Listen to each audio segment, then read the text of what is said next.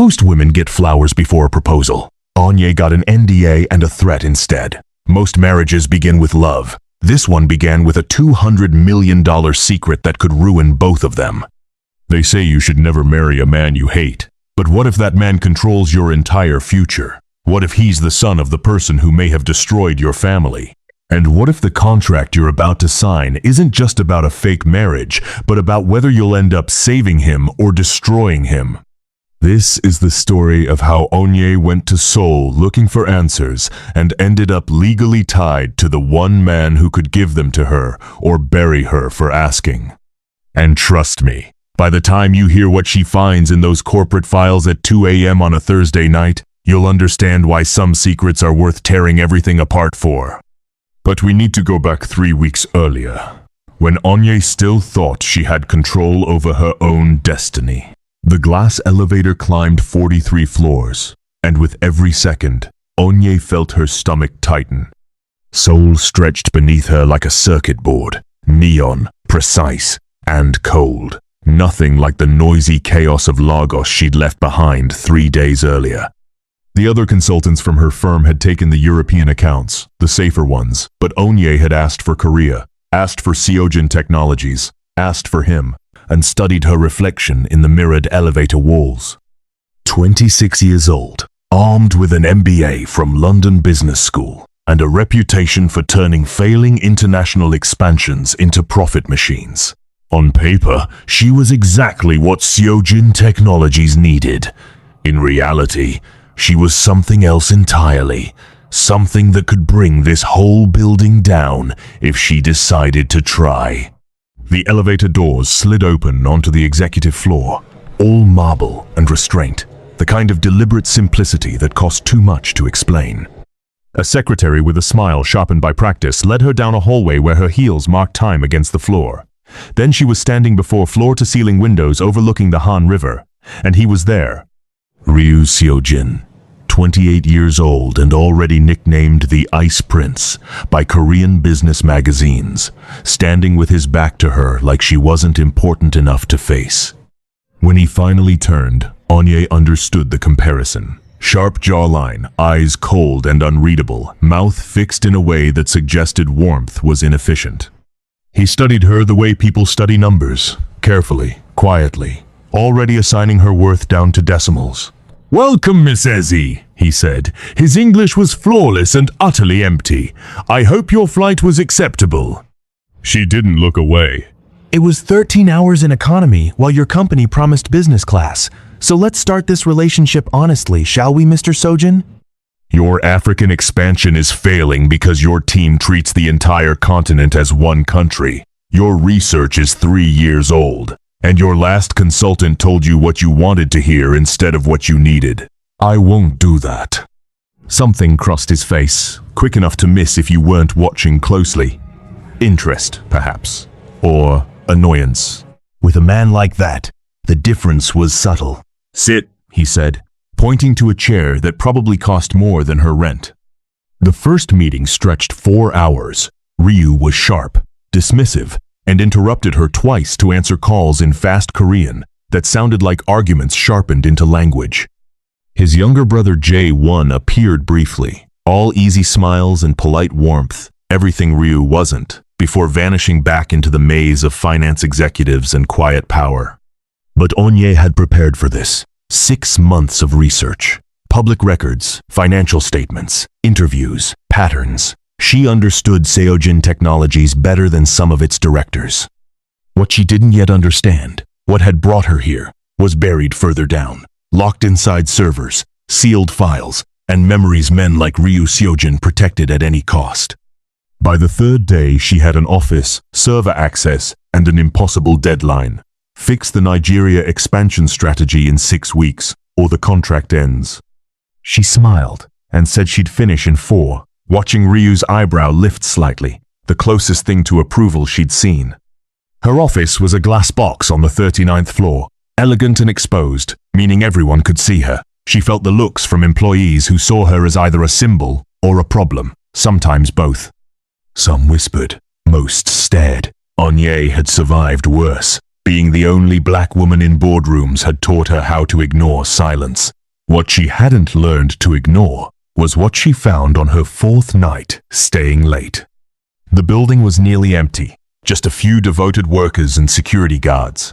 Onye followed a trail of inconsistencies through the shared server, tracing supply chain numbers that refused to align, until she opened a folder buried 6 layers deep. Project Genesis. A harmless name, except it was protected by security sophisticated enough to make her pause. She should have stopped, logged out, gone home, stayed safe. But her father had taught her that what people guard most fiercely is usually what matters most. It took her 40 minutes to break the encryption, fingers moving on instinct, pulse climbing every time another firewall fell away. And when the files finally opened, when she saw what Seojin Technologies had actually been doing in Nigeria 5 years earlier, her body went cold. Contracts, bank transfers, emails, all mapping out a $200 million backdoor arrangement between Seojin Technologies and a web of corrupt African officials. Money washing itself clean under the label of infrastructure investment, bribes renamed consulting fees, resource extraction deals that broke international law at least 9 different ways. And at the center of it all, steady and deliberate, sat Chairman Seojin Myungdae, Ryu's father, his signature everywhere, his approval stamped on every transfer. The dates made her hands unsteady. 5 years ago, the same year her father died. Onye's cursor hovered over one file in particular, labeled Lagos Operations, Closure Protocol. Her finger shook against the mouse. This was it. This was why she'd come. This was... Working late, Miss Eze? The voice came from directly behind her, and Onye's heart slammed so hard it stole her breath. She spun in her chair and found Ryu standing in the doorway, still in his suit at 11 p.m. like it belonged on him, his gaze locked on her screen where 200 million reasons to ruin his company glowed in orderly rows. She hadn't even caught her breath before his hand reached past her and snapped the laptop shut, the sound final, like a door sealing. "Come with me," he said quietly, and it wasn't a request. Now. The walk to his office felt slow and ceremonial. Onye's thoughts scattered, searching for exits, laws, ways to get the files copied before he cut her access. But Ryu stayed just ahead of her, close enough to block escape, far enough to stay untouchable, though the idea crossed her mind. His office was twice the size of hers, dominated by a desk that probably cost more than her education and windows that framed Seoul like it answered to him. He shut the door, locked it with intention, and only then faced her. "How much did you see?" Not a question, an assessment. He was already calculating outcomes, already deciding how to contain this, how to erase her if needed. Onye chose quickly. A lie would be useless. "Enough," she said, lifting her chin while her legs threatened to give out. "Enough to know your company's celebrated AI technology wasn't funded by investors and strategic loans. It was paid for with stolen African resources and blood money." She expected shouting, threats, security bursting in to escort her out of the building and onto the first flight back to Lagos. Instead, Ryu crossed to his bar cart, poured 2 glasses of whiskey neat, and offered one to her, his grip steady. "Drink," he said. "You'll need it." She didn't trust anything that came from him. He drained his in one motion and poured another, and that was when she saw it. His hand wasn't steady anymore. Just barely shaking, enough to matter. "My father signed that deal before I became CEO," Ryu said, eyes fixed on the Seoul skyline, as if it might answer him back. "I discovered it 6 months after his death, hidden in his private files. By then, the money had already threaded itself through everything. Our AI patents, our market dominance, our expansion, all of it resting on that base." "So you buried it," Onye said. She didn't soften the disgust. She didn't want to. His laugh came out sharp, edged, almost painful. "I did what I had to do to keep 20,000 people employed, Miss Eze. People with families, mortgages, children in school. Should I have burned it all down to feel clean? Would that have helped the single mothers in our cafeteria? The engineers caring for sick parents? Tell me, what's the better moral choice? Destroy thousands of lives for principle, or carry my father's crimes myself. The truth, Onye said immediately. The truth is always the better choice. The truth, he echoed, turning fully toward her now, something dark flashing behind his eyes. Let me explain truth to you, Miss Eze. If this gets out, Seojin Technologies collapses within a week. 20,000 people lose their jobs overnight. Investors lose billions. The Korean economy absorbs a blow that spreads through the entire tech sector. And the African officials who enabled this? They vanish, reroute the money, and move on to the next desperate foreign company. Nothing changes except innocent people suffer. Is that what justice looks like to you? Onye's fingers tightened around the glass until it ached. Don't turn yourself into the victim. Don't pretend you were helpless. I'm not the victim, Ryu said, suddenly closer than she expected, close enough that her breath stalled. His eyes locked onto hers, unblinking. I'm the villain here, Miss Eze. I know exactly what I am. I've spent 2 years covering crimes, bribing officials, falsifying records, all to protect a company built on corruption. I don't sleep well. Most nights, I don't sleep at all. But I make that choice because the alternative is worse. He stepped back, the distance somehow more threatening than his nearness. The question isn't who I am. It's what you're going to do. Her thoughts scattered, every option collapsing under its own weight. She could go to the authorities, but the fallout would be massive, and she couldn't be sure they weren't already compromised. She could go to the press, but without deeper proof, without understanding exactly what happened 5 years ago, Seojin's lawyers would crush her before a headline printed. She could leave Korea, walk away, but that meant abandoning the only real lead she'd ever had about her father's death. And that was the one thing Onye Eze would not do. As if he could read her, and maybe he could because his attention never left her face, Ryu returned to his desk and pulled out a document. Here's what will happen, he said, his tone snapping back to corporate cold. You'll complete your consulting contract. You'll fix our expansion strategy, and you'll do it well, because that's who you are. You'll keep silent about what you found. And in 3 months, you'll leave Korea with $500,000. An endorsement that makes you untouchable in your field, and the knowledge that you didn't destroy 20,000 lives out of spite. Onye's head lifted sharply. I never said this was about revenge. You didn't need to, Ryu replied, smiling thinly. I did my research too, Miss Eze. Paul Eze, your father, died in Lagos 5 years ago, in what was ruled a routine accident.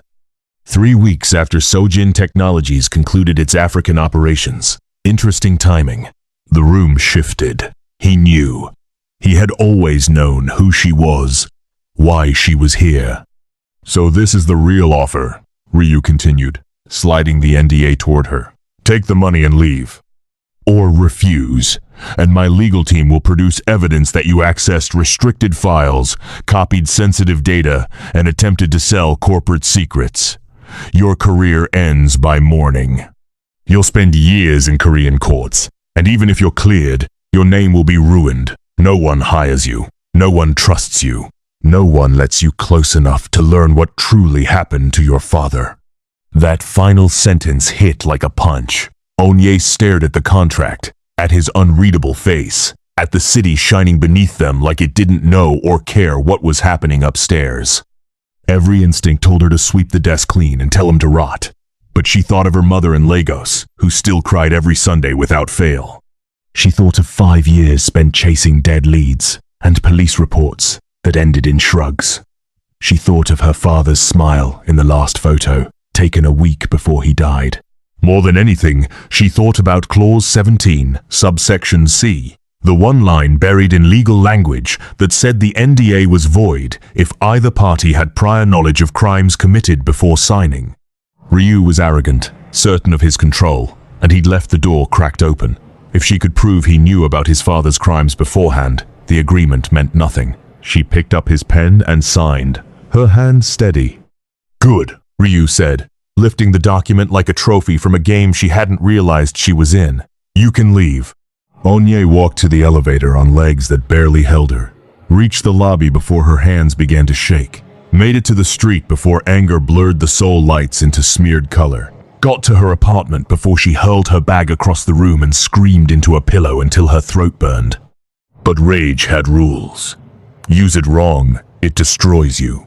Use it right, it powers you.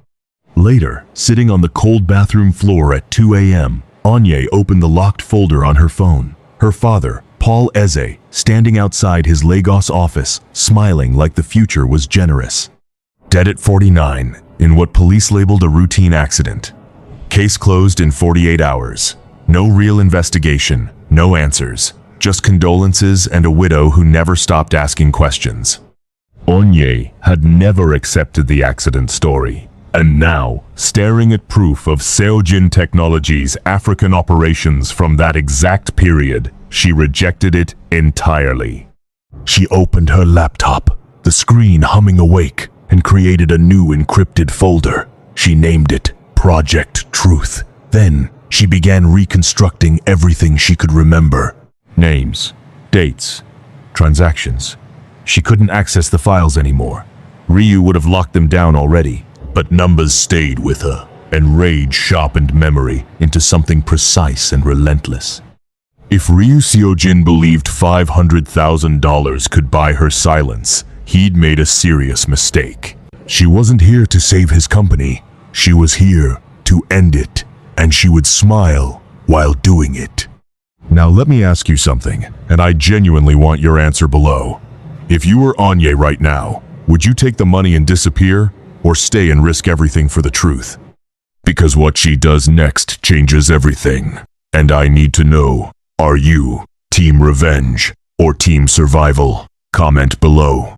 The next 2 weeks became a performance worthy of applause. During the day, Onye played the compliant consultant, delivering expansion strategies that were excellent because excellence was second nature. She sat through meetings where Ryu's brother Jae-won smiled too much and asked questions that felt invasive. She followed Ryu's clipped instructions and pretended his presence didn't make her skin crawl with anger and something she refused to name. At night, she turned investigator, assembling fragments from public databases, old news reports, shipping logs. She called in favors from Lagos contacts who still owed her. She drank with a junior accountant who loosened up after too much soju and reminisced about Chairman Seojin's reign. She befriended the night security guard who never asked why she stayed until dawn. Slowly, piece by piece, the truth took shape. Seojin Technologies' Nigerian operations 5 years ago weren't just unethical. They were lethal, and the more she uncovered, the more certain she became that her father's death wasn't random. She stopped sleeping properly, forgot meals until her clothes hung differently. Adaiz, another African consultant in Seoul, began showing up with food and worry written all over her face. "Girl, you look half dead," Adaiz said, pushing past her with containers of jollof rice and plantain. "What are they doing to you at that company? Are they trying to kill you?" "Just regular corporate exploitation," Onye said, because telling Adaiz the truth would only put her in danger too. Adaiz studied her like she didn't believe a word of it, but decided not to press. "Just be careful, okay? I've heard stories about Seojin Technologies, about the CEO. People say he's dangerous." "People say plenty," Onye replied, and left it there. Then, on a Thursday that began like every other miserable day, everything broke open. Onye was in a strategy meeting with the expansion team when Ryu's phone began vibrating non-stop. He checked the screen, and for the first time since she'd known him, Onye saw fear flicker across his face, quick and unguarded, before the familiar cold settled back in. "Meeting's over," he said, rising abruptly. "Everyone out." The room emptied fast. Onye returned to her office and found her screen flooded with breaking alerts. Anonymous whistleblower accuses Seojin Technologies CEO of embezzlement. Stock plunges, down 18% and falling. Emergency board meeting scheduled for tomorrow morning. She opened the full report, pulse pounding, because this wasn't her move. She hadn't leaked anything yet. Someone else had struck first. The allegations were precise, methodical, outlining money siphoned into offshore accounts over 18 months. Every transaction bore digital signatures tied directly to Ryu Seojin. Her desk phone rang, sharp and sudden. Ryu's secretary spoke with a voice carved from ice. Mr. Seojin requires you at his residence immediately. A vehicle is downstairs. I'm in the middle of work, Onye began. The vehicle is downstairs, the secretary repeated, then disconnected. 20 minutes later, Onye sat in a black car with darkened windows, leaving the corporate district for Hanam-dong, where Seoul's richest hid behind walls, guards, and silence that cost more than most homes. The driver didn't speak or glance at her, just drove, with the focus of someone trained not to notice anything. Ryu's building rose like a shrine to excess, glass, and steel, and architectural arrogance. The driver left her at a private elevator requiring fingerprint access. When she hesitated, the scanner flashed green anyway, already holding her data, which should have been impossible, but clearly wasn't. The elevator opened straight into a penthouse designed by someone who mistrusted comfort. Sharp lines, cold surfaces, white marble and black steel, more gallery than home. Floor-to-ceiling windows revealed Seoul in every direction, a city spread beneath ownership. I didn't do it, he said, skipping greetings, skipping formality. The embezzlement. It wasn't me. Onye stayed near the elevator, fingers close to the controls. Then who was it?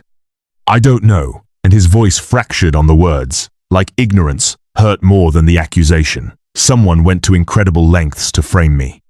They copied my digital signatures, accessed my private accounts, built a trail so convincing even I almost accept it. The board wants my resignation. Our stock lost 32% in 4 hours.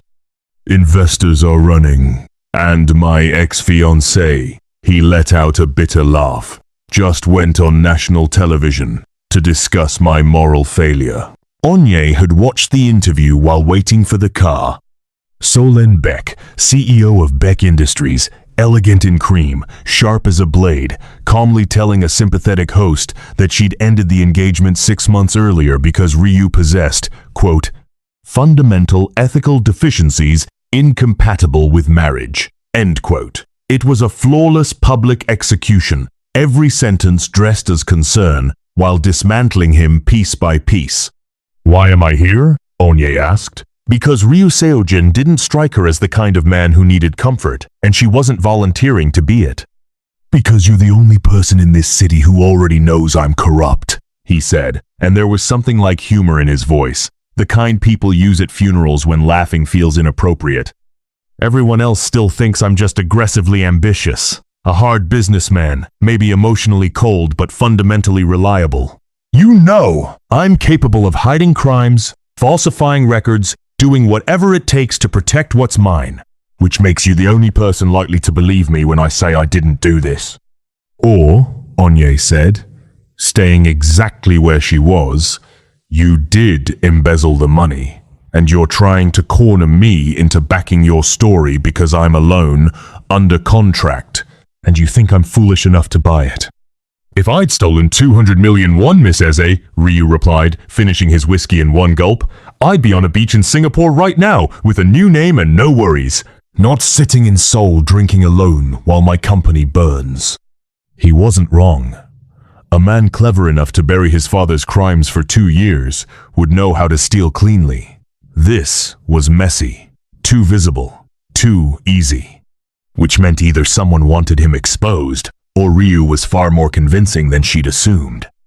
Against her instincts, Onye stepped further into the apartment, her consultant mind already dissecting the situation even as every warning bell told her to leave.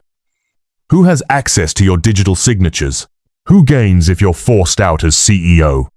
Ryu counted on his fingers. Board members who think I'm too young and too reckless. Competitors who'd celebrate Seojin Technologies stumbling. My ex-fiancé, who apparently holds deeper resentment than I understood. And, he paused, jaw tightening, my younger brother Sun Woo, who stands next in line and has been growing impatient with my refusal to step aside. Your brother, Onye said slowly. You think your own brother would frame you for embezzlement? Ryu smiled, sharp and unhappy. You're African, Miss Eze. Don't tell me family doesn't know precisely where to cut to do the most damage. Before Onye could answer, before she could process what it meant that Sunwoo was a possibility when he'd been so warm, so curious about her life, Ryu's phone lit up with an incoming call. He glanced at the screen and his entire body locked. "The board chairman," he said quietly, and answered, "Yes." He listened in silence for 30 seconds that felt endless, his expression hardening with every word. "I understand. No. I'll be ready." He ended the call without pleasantries and then, to Onye's shock, hurled his phone against the wall. It shattered on impact, the sound violent and final. "They're accelerating the vote," he said, voice low and unsteady. "Emergency session tomorrow at 9 a.m. If I can't prove I didn't do this by then, I'm finished. Removed as CEO. Barred from the board. Reputation destroyed. Everything erased." "Good," Onye heard herself say, even though something in her chest tightened at the weariness in his voice. "You deserve it." He looked at her, really looked at her, and something in his expression slid from panic into surrender. "You're right. I do deserve it. I've spent 2 years hiding my father's crimes, bribing officials, altering records, erasing evidence, all to protect a company founded on blood, money, and rot. Maybe this is karma finally arriving. Maybe I should let it collapse and accept that I'm sinking with the ship my father built." The surrender in his voice stirred something unwelcome in Onye's chest, something dangerously close to regret. She had come to destroy a monster, but monsters didn't sound this exhausted, this emptied, this human. Monsters didn't meet your eyes like they had already given up and were just waiting for confirmation. "But here's the thing, Mr. Seojin," she heard herself say, startled by the steadiness of her own voice. "If you fall, 20,000 employees fall with you. Didn't you use that same argument on me 2 weeks ago?" "That was before someone got there first," he said. "Before I understood that maybe those employees would survive better without a CEO who's been lying to them for 2 years. Before we move forward, I want to say this once. What happens next is the choice that defines everything, not just the plot, but who she becomes."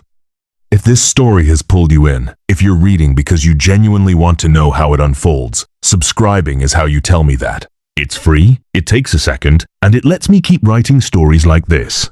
Now, back to the moment that changes everything. Onye crossed to his bar cart and poured herself the whiskey she'd rejected in his office 2 weeks earlier. "Let's say I believe you didn't steal the funds," she said carefully, watching the amber liquid glow. "Let's say I help you uncover who did. What's in it for me?"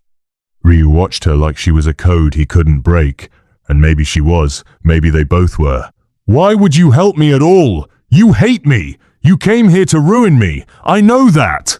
"You know that I know that. So why?" "Because I hate loose ends more than I hate you," Onye said. And it was almost true. Whoever framed you is still inside your company, which means they can reach the same files I did. If they're willing to fabricate evidence to remove you, what's stopping them from using the African deal next? This touches me now. I'm legally tied to your company by an NDA. If Seojin Technologies collapses in scandal, I collapse with it. It was a lie mostly. The truth was uglier, harder to face, even alone. The truth was that Onye's father had raised her to finish what she began, to never let anyone else decide the ending of her story. If Seojin Technologies was going to fall, it would be by her hand, on her terms, after she pulled every truth about what happened 5 years ago, not because some faceless coward chose to gamble for power. Ryu set his glass down and crossed to a wall panel that slid aside to expose a home office that probably violated multiple building codes. He retrieved a contract, already drafted, and a cold realization crept through Onye that he'd choreographed this entire exchange, had anticipated this exact moment, had known she would come, and known precisely what he would demand. "I need more than your investigative skills, Miss Eze," he said, his voice sharpening from weary to precise, slipping back into the ice prints the magazines adored. "I need a full image reconstruction. The board, the investors, the public, they all see me as unstable, unethical, unmarriageable. That last detail is apparently critical in Korean corporate culture." "Then hire a PR firm," Onye said, though her stomach iced over because she could already trace the shape of what he was building, could feel the walls tightening around her. PR firms can't give me what I need, Ryu said, sliding the contract across his desk. I need a wife. The word detonated between them, sharp and irreversible, like a countdown reaching zero, like the world narrowing to a single sound. Onye laughed, because this had to be a joke, because even Ryu Seojin couldn't be arrogant enough, cornered enough, unhinged enough to pitch marriage as a corporate maneuver. But his face didn't move, all frost and resolve. You've lost your mind, she said. Possibly, he said without blinking, but consider it rationally. A sudden marriage to a respected international consultant, someone with flawless credentials and an entirely different cultural background, signals stability. It suggests I'm capable of commitment, of seeing past quarterly earnings and market dominance. Your diversity supports our global positioning, frames us as progressive and outward-looking. And most importantly, he paused, held her gaze. A wife cannot be forced to testify against her husband in Korean courts. That's the real point, Onye said, her tone stripped bare. You want immunity. I want many things, Miss Eze. At this moment, survival is enough. The contract spans 12 months, public appearances as a married couple, shared residence for credibility, because the press will verify. $2 million deposited into your account after the contract ends, and complete legal protection for both of us regarding anything you've uncovered about company dealings past or present. He was offering her money, insulation, and a ringside seat to either his resurrection or his collapse. It was reckless. It was absurd. It was, Onye realized, with a slow tightening in her chest, dangerously tempting in exactly the wrong way. And if I refuse, she asked, because she needed him to say it out loud, needed clarity on the kind of man standing in front of her. Then, I fall in. He glanced at the wreckage of his phone and checked his watch. 16 hours. The company will be stripped by predators, carved up, liquidated. And whatever truths you're hunting about why Seojin Technologies was active in Nigeria 5 years ago, whatever truly brought your father into my father's orbit, will vanish beneath injunctions and insolvency paperwork. He held her gaze, his eyes honed to a blade. You didn't come to Seoul by accident, Onye Eze. We both know it wasn't only about the consulting fee. Her pulse stalled. He knew. He had always known there was more driving her than the contract, had likely known before she stepped into his office, had maybe brought her in because of it. How long? She asked, her mouth barely moving. Have you known who I was? From the moment you applied, Ryu said evenly. I track specific names, specific intersections. Your father's name was flagged. When Eze appeared on a consultant submission, I followed procedure. I dug, found the obituary, matched the dates, traced the link, and I thought, he paused, curious. She's coming directly to me. Convenient. Why? Onye breathed. Why look for me? Because I'm exhausted from carrying my father's sins by myself, Ryu said, and for once his composure fractured, exposing something bruised beneath. Because maybe you deserved answers. Or maybe I wanted to know if you'd be bold enough to chase them. Or maybe, he gave a humorless laugh, I've been alone long enough to welcome even an adversary, provided she was honest about despising me. The candor unsettled Onye's carefully maintained fury, loosened it, made it less solid in her grip. Before we go on, you need to hear this. This moment, right now, is the pivot. This is where everything tilts. This is where Onye chooses a path that reshapes everything that follows. And if you're leaning forward wondering what she does next, if you're genuinely invested in how this unfolds, then you understand why it stings when 70% of you watching still haven't subscribed. I'm not upset. I'm just asking, what are you waiting for? Subscribe, please. I'll pause. Onye lifted the contract with hands that trembled despite her discipline. The clauses were precise, written in the legal dialect she'd learned to dissect in business school. 12 months of marriage. Public and private cohabitation to preserve credibility. Joint attendance at corporate and social events as needed. An expansive NDA covering all sensitive information obtained before, during, or after the marriage term. And then, nestled inside Clause 17, Subsection C, a sentence that sent heat and ice through her veins simultaneously. This part, she said, indicating the line with a steady finger. It voids the NDA if either party possessed prior knowledge of crimes committed before the marriage date. You're endangering yourself. Or I'm betting on you, Ryu said softly, and trust sounded unfamiliar on his tongue, like a word he'd never practiced aloud. If you intended to ruin me with the African documents, you would have acted already. You're still standing here, which means you want something different. Something that requires me breathing and seated at the top. So yes, I'm handing you leverage. Call it assurance that I'll honor whatever silent agreement we're forming. He was too sharp, too dangerous, far too skilled at reading what she didn't say. But he was also right. Onye needed unrestricted access to Seojin technologies. She needed time to trace the hidden threads between its African operations and her father's death. She needed to know what really happened 5 years ago, before deciding who deserved to pay for it. And marrying the CEO would unlock everything, every server, every password, every sealed corridor. I want a separate bedroom, she said, her tone steady, professional, and complete financial transparency. If I'm legally attached to you, I need visibility into every account, every asset, every debt, every place you've buried money. Done, he said without hesitation. And I keep my consultant contract. This doesn't make me your subordinate. We enter this as equals. Agreed. And when this ends, when the 12 months are over, we never speak again. You vanish from my life entirely. Something crossed his face, brief and sharp. Something that might have been pain if he allowed himself that luxury. Fine. Onye lifted a pen from his desk, the kind that whispered money, and signed her name on the digital contract glowing on his laptop. Her signature settled beside his, legally binding, utterly insane, either the worst decision she'd ever make, or the best. There was no way to tell. Ryu reached across the desk and offered his hand. Welcome to the family, Mrs. Seojin. She left his hand suspended between them. I'm keeping my name, and this isn't a family, Mr. Seojin. It's a temporary pact between two people who will likely despise each other more by the end than we do now. Probably, he said, withdrawing his hand without comment. The press conference is tomorrow at 10 a.m. after the board vote. My stylist will send wardrobe selections tonight.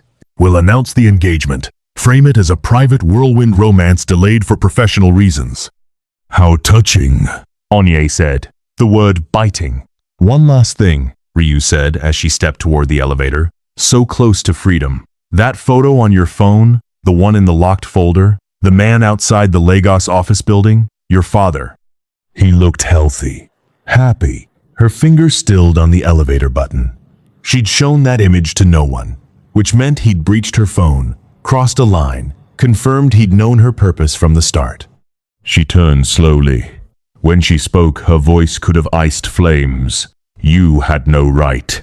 I had every right, Ryu replied. You entered my company intending to dismantle it. Did you think I wouldn't protect myself? We don't keep secrets anymore, wife. Not if this marriage is meant to hold. We're not married yet, Onye said. No, he said calmly. But we will be in 12 hours. Get some rest. Tomorrow will be. He smiled, brutal. The elevator doors slid shut, sealing his face away. Onye sagged against the mirrored wall, staring at the woman reflected back, someone who'd stepped into a different kind of cage. She'd come to Korea searching for answers about her father. Instead, she'd agreed to marry the son of the man who might have destroyed him. But as the elevator descended, as Seoul's lights climbed into view, resolve settled into her bones like poured steel. Ryu Seojin believed he was using her to salvage his name, shield himself legally, tighten his hold on power. He had no idea she was about to use him to dismantle everything his father built, brick by bloodied brick, dollar by stolen dollar. Let him believe he'd won this round. Let him think money and contracts had secured her loyalty, her silence, her compliance.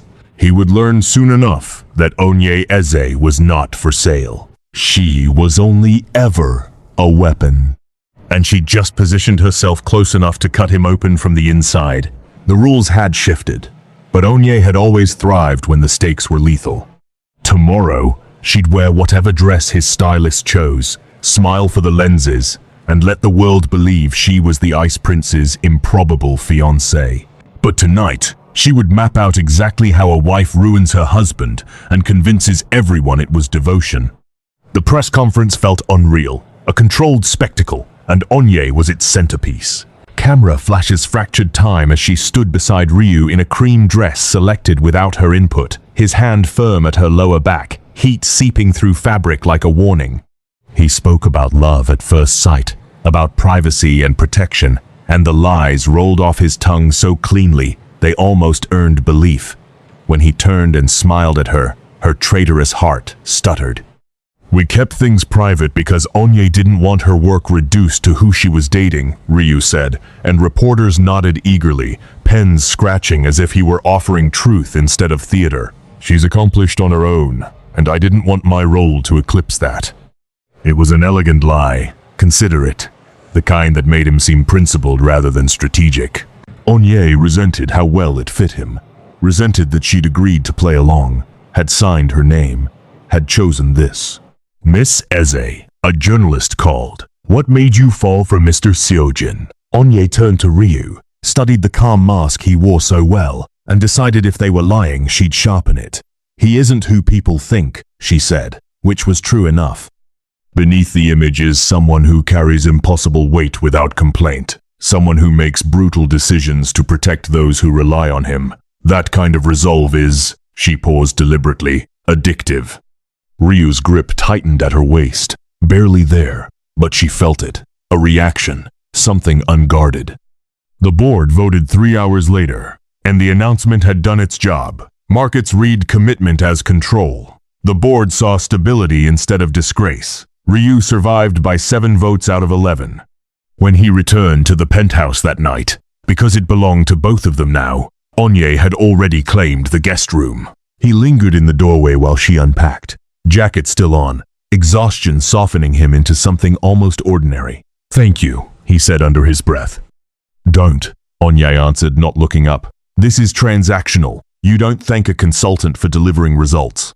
He left quietly, and she told herself the ache in her chest was triumph, not absence. The next 2 weeks unfolded like stage domesticity. They shared space without sharing lives. Ryu left before sunrise and came back long past midnight. Onye worked remotely, advancing expansion plans while slipping deeper into secured archives now open to her as his wife. They exchanged polite sentences in hallways, attended one gala, danced under chandeliers, smiled on cue, spoke nothing true. But beneath it all, something was moving, slow and inevitable, like fault lines waking up. Onye began to register the small, inconvenient details. How Ryu brewed an extra cup of coffee each morning and left it exactly where she'd find it, still warm, untouched. How he remembered she hated Seoul's aggressive air conditioning and quietly adjusted the penthouse temperature without comment. How he never brought colleagues home, never blurred the lines, honoring boundaries she'd never had to explain. And then there were the larger things, like the way he dismissed employees who made racist remarks in meetings, efficiently, without spectacle. How he approved a supply contract with an African firm she suggested, even though it cost more and earned him nothing. How he sometimes looked at her when he thought she wasn't paying attention, like she was a problem he couldn't solve but refused to abandon. Noticing was dangerous. It blurred the sharp edges of the hatred she'd relied on. Then came the night. Everything shifted. Onye couldn't sleep, restless after spotting a discrepancy in shipping records that wouldn't resolve. At 2 a.m. she drifted into the kitchen and found Ryu already there, whiskey in hand, lights off, staring into empty space. "Can't sleep either," he said, not quite asking. "The numbers don't line up," she replied, because work felt safer than admitting the intimacy of shared insomnia. "They never do," he said, and something in his tone made her really look at him. Red-rimmed eyes, shirt half open, no armor. "Are you drunk?" she asked. "Working on it," he said. "Want some?" She should have declined, should have gone back to her room. Instead, she poured a glass and sat across from him at the island. "Why did you actually hire me?" she asked, whiskey loosening her tongue, darkness inviting truth. "And don't say it's because you knew who I was. Why let me get close if you knew I wanted to ruin you?" Ryu was silent, rolling the glass between his palms, watching the liquid catch the city's glow. "Because I'm exhausted," he said at last. "Exhausted from lying, from covering up, from playing the villain in a story my father wrote. When I saw your name," he let out a dry laugh, "I thought maybe you'd be brave enough to do what I can't. Maybe you'd burn it all down so I wouldn't have to." "You want me to destroy your company?" Onye said carefully. "I want someone who cares enough about the truth to make me pay for hiding it," he corrected. "Everyone else wants leverage, or money, or proximity. You want justice." "That's," he met her gaze, "rare." "You're unhinged," she said. "Probably.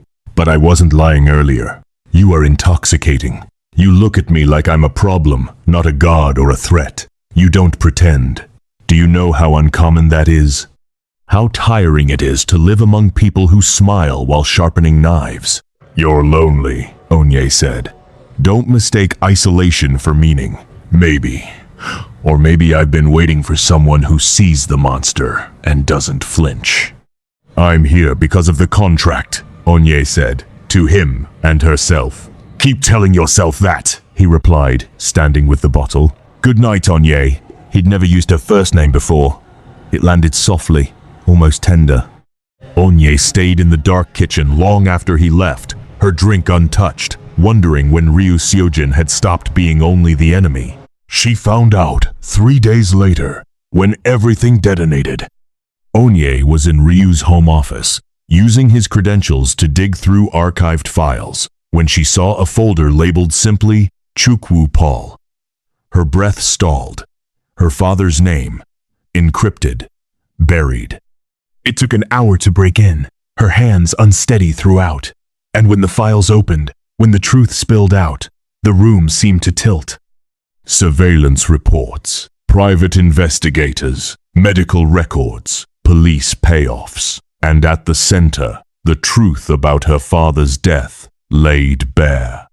Her father had been investigating Seojin Technologies' African operations. He'd uncovered the illegal deal. He'd threatened exposure. Someone ordered the hit, staged the crash, paid for silence. But it hadn't been Chairman Seojin. Onye's hands shook as she scrolled. The investigation had been commissioned by Ryu himself, 6 months into his tenure, a fortune spent chasing answers.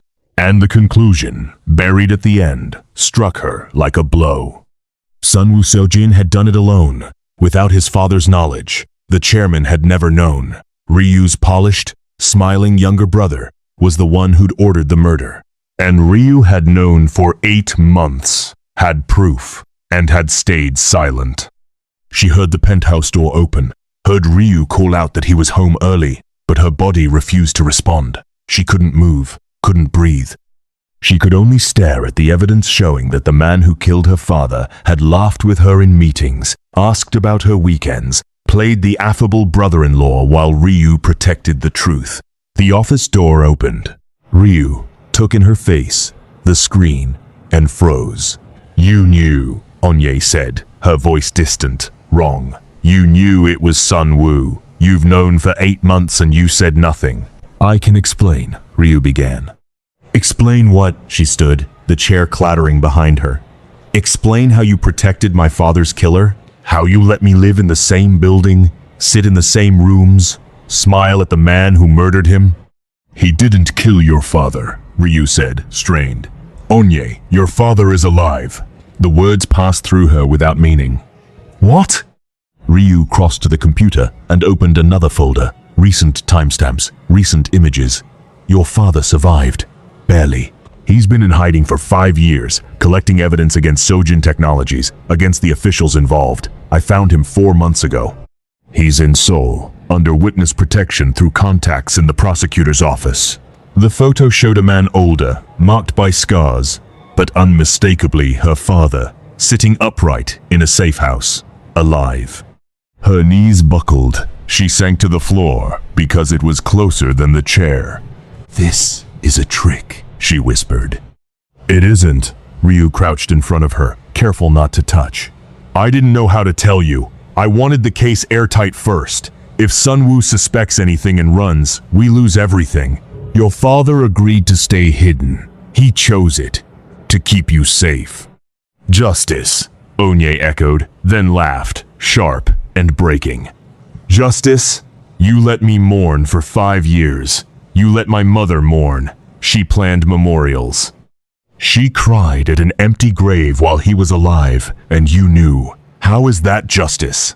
It isn't, Ryu said. It's protection. It's survival. It's making sure Sunwoo can't escape when we move. Your father stayed dead, so you could live. Don't you dare blame him, Onye's voice fractured. Don't you dare turn him into the villain when your family, your money, destroyed his life. I know, Ryu said, tears finally breaking through. I know my family ruined yours. I know I'm complicit. I don't deserve forgiveness. But everything I've done since learning the truth has been to make this right. The marriage, the access, the files. I've been handing you the weapons to destroy us properly. Her phone buzzed before she could answer. Unknown number. The preview froze her blood. Mrs. Seojin, how does it feel knowing your husband lies to you? Come to the parking garage alone if you want the real truth about your father. Come now, or I tell the prosecutors you helped hide evidence. Jay. Sunwoo, she said, turning the screen toward Ryu. He knows. It's a trap, Ryu said instantly. You're not going. He's threatening obstruction charges, Onye replied. And he knows something. I'm going. Then I'm coming. No. She pulled on her jacket. If he sees you, he runs. I need to hear him. I need to face the man who ordered my father's death. Onye. Ryu grabbed her arm, desperate. Please, he's dangerous. Let me call the prosecutor. She wrenched free. You've handled things your way for 8 months. Now I handle them mine. The parking garage was 4 levels of concrete and shadow, mostly empty at 9. Her heels echoed like gunfire as she descended, phone recording in her pocket. She found him on level 3, leaning against a Mercedes. No warmth, no charm. His smile was sharp, deliberate, and horribly familiar. Onye, he said easily, like they were meeting for coffee. Or should I say Mrs. Seojin. Congratulations on the marriage. Very convenient timing. What do you want, Sunwoo? To give you a gift. He pushed off the car. The truth. My brother has been lying to you about everything. Your father isn't in witness protection. He's in my custody. Has been for 2 months.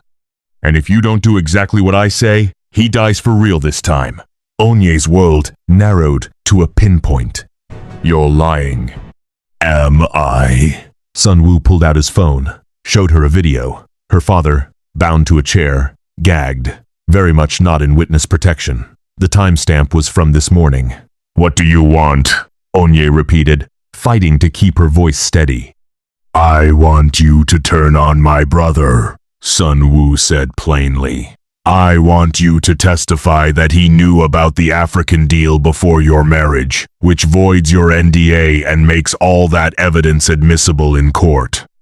I want you to help me destroy him. Do that, and your father goes free. Refuse, and I send pieces of him back to Lagos. Before you judge her for what she almost agreed to in that moment, I need to pause and ask you something.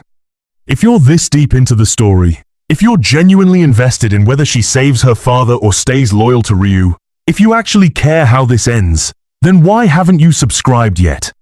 70% of you are watching without subscribing. I see the numbers. It's free. It takes 1 second. It tells me this matters. But I'll keep going, because the next part is where everything explodes.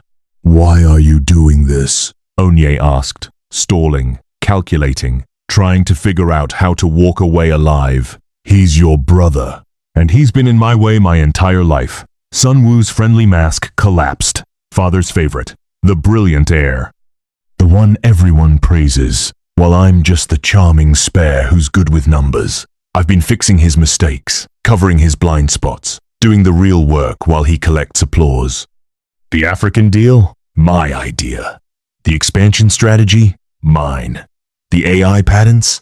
I found the developers. But who gets the credit? Who gets the legacy? Perfect, Ryu. So you killed my father to prove yourself, Onye said, fury making her voice tremble. I solved a problem efficiently, Sun Wu corrected. Your father was about to destroy everything we built. I erased him. Except I failed, because apparently I can't even kill someone properly without my brother swooping in to play savior. He found your father, hid him, started building a case against me like I wouldn't notice money moving, like I don't control the same accounts. The embezzlement, Onye realized. You framed him. I tried to remove him legally. Sun Wu shrugged. Didn't work, thanks to your marriage stunt. So now, I'm removing him the ugly way. You're going to help me. He's going to lose everything, and I'm finally getting what I deserve. And if I refuse? Then your father dies, I vanish, with enough liquid assets to live extremely well in a country with no extradition treaty, and you spend the rest of your life knowing you chose my brother over your own blood. He was unhinged. Onye saw it clearly now, the panic behind his eyes, the unraveling of a man who'd been pretending too long and finally cracked. I need time to think, she said. You have until tomorrow morning. Sun Wu checked his watch. The prosecutor is meeting Ryu at 10 a.m. to discuss the case against me. Be there. Say what I need you to say, or Daddy dies. He walked away, got into his Mercedes, and drove off like he hadn't just promised blood. Onye stayed where she was, swallowed by concrete and echo, hands shaking as she tried to decide what came next. Her phone rang. Ryu. Are you okay? He asked right away. Where are you? I have been losing my mind. Parking garage, she said, voice flat. He has my father. Not protection. Actual captivity. He wants me to turn on you, or he kills him. The silence that followed felt deliberate, heavy. Then he said, we call the prosecutor now. We speed everything up. We hit wherever he is holding your father, and we arrest J1 tonight. He will kill my father the moment he sees police, Onye said. You know that. He is not thinking clearly anymore. Another pause, then softer. What do you need from me? That was the moment it scared her, because she trusted him. Somewhere between the marriage that was supposed to be fake and the quiet conversations at night and the shared drink in the dark, she had started believing Ryu Seojin meant what he said. I need you to help me save my father, she said. Then I need you to help me destroy your brother. Tell me how, Ryu said without hesitation. Whatever it is. They met at the penthouse 20 minutes later. Ryu had already called his head of security, Misun, who looked like someone who could end you with office supplies. Onye also brought in Adaiz on video call because she needed at least one voice she trusted without reservation. J1 is careful, Misun said, pulling up layouts on her laptop. He will not keep your father anywhere tied to him on paper, but he will choose somewhere he can access often without questions. There is a cabin, Ryu said after a moment. Gangwon Province. It belonged to our mother's family, never folded into company property. I have not thought about it in years. That is it, Onye said. That is where he would go. Misun nodded, already studying satellite images. Remote, 3 hours out, one access road. If he senses pressure, he can kill the hostage and vanish. Then we do not apply pressure, Onye said. I attend the meeting tomorrow. I say exactly what he wants. I let him think he has won. And while that happens, Ryu said, tracking the plan, Misun takes a team to the cabin. We pull your father out before J1 knows what is happening. The margin for error is brutal, Adaiz said. If the timing slips at all, your father dies. If we freeze, he dies anyway, Onye said. This is the only move. There is something else, Ryu said quietly. If you testify that I knew about the African deal before our marriage, even as a setup, the NDA collapses. I lose my legal shield. Everything I buried becomes fair game. I know, Onye said. You would be clearing the path for my prosecution, he said. The collapse you wanted when you came here. Seojin Technologies exposed, me included. I know, she said again. Then why not let me fall and let J1 save your father? Because J1 kills people and lies for sport, Onye said. I would not trust him with a pet rock. And because you are trying, late and imperfect, but honestly trying. That matters.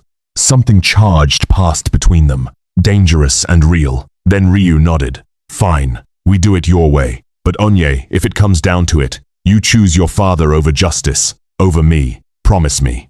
Why do you care? She asked.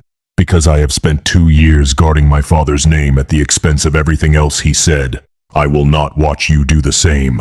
Family comes first, every time. The meeting with the prosecutor took place in a conference room that smelled of stale coffee and fresh deceit. Prosecutor Kim was a hard-eyed woman in her 50s who looked like disbelief was her default setting. Ryu sat to one side, his attorney beside him. Onye faced them, already wearing the mask of the reluctant witness. Mrs. Seojin, Prosecutor Kim said, you indicated you possess information relevant to our investigation into J1 Seojin. Onye inhaled once and recited the story she had memorized. Yes, my husband knew about the African deal before our marriage. He showed me the documents, explained his father's crimes, and married me to stop me from testifying. Ryu did not react, but beneath the table she saw his fingers curl tight. You are aware this voids your non-disclosure agreement, the prosecutor said. Everything you know about Seojin Technologies becomes admissible. I understand, Onye said. I am prepared to testify fully. Why speak now? Prosecutor Kim asked, eyes sharp. Because I realized I married a man who chose corporate survival over justice, Onye said. And that part hurt, because it was not entirely false. Because I can no longer live with the silence. The prosecutor's smile cut thin and pleased. Thank you, Mrs. Seojin. This is extremely helpful. Miles away, Misun was guiding a 4-person unit through the Gangwon Mountains. Satellite line open to Ryu's phone. Updates clocked every 10 minutes. The cabin sat exactly where memory placed it. One vehicle outside. Basement lights burning. Single guard Misun murmured, moving to extract. Onye listened through the speaker, pulse roaring in her ears. Prosecutor Kim continued questioning, stacking intent and motive, while somewhere far north her father's life narrowed to seconds. Guard down, Misun reported. Inside now. Basement confirmed. Visual on hostage. Is he alive? Onye breathed, no longer pretending the room existed. Alive, Misun said, moving him. Mrs. Seojin, Prosecutor Kim said. Are you unwell? Onye rose to her feet. Yes, because I lied. My husband did not show me those files before the marriage. I found them myself. He did not trap me into silence. He has been working to bring his brother to justice while keeping an innocent man alive. And while we are here, she glanced at her watch. Your suspect, J1 Seojin, has been holding my father hostage in a cabin in Gangwon Province for 2 months, but it is being handled. We are extracting him now. The prosecutor's expression cycled rapidly through disbelief, irritation, and something close to panic. Excuse me? Ryu unlocked his phone and set it between them on speaker. Misun, update. Hostage secured and moving to extraction, Misun said. He's dehydrated, injured, but stable. Med team is ready. And sir, there's more. We recovered evidence. Laptops, hard drives, voice logs. He documented everything. Dates, payments, messages ordering the hit. It's all intact. Take everything Ryu said. Do not miss a thing. Prosecutor Kim stared as if her blood pressure had spiked. You conducted an unsanctioned operation. We rescued a kidnapped civilian and uncovered evidence of homicide, attempted homicide, and corporate sabotage, Ryu replied calmly. I assume your office will want full access. The extraction falls under citizen protection statutes due to imminent threat to life. This is extremely irregular, the prosecutor said, flustered. So is one executive trying to destroy another by staging murder and financial crimes, Onye said flatly. Are you arresting Sun Woo, or should we keep him occupied until you arrive? Before we move on, I want to ask you something, and and I genuinely want your answer in the comments. Should Onye forgive Ryu for hiding her father's survival, even if his intent was protection? Because what happens next depends on whether trust, once fractured, can actually be repaired. Share your thoughts. It took 4 hours for the dust to settle. Sun Woo was arrested at Incheon Airport, attempting to flee with 3 counterfeit passports and $14 million spread across multiple currencies.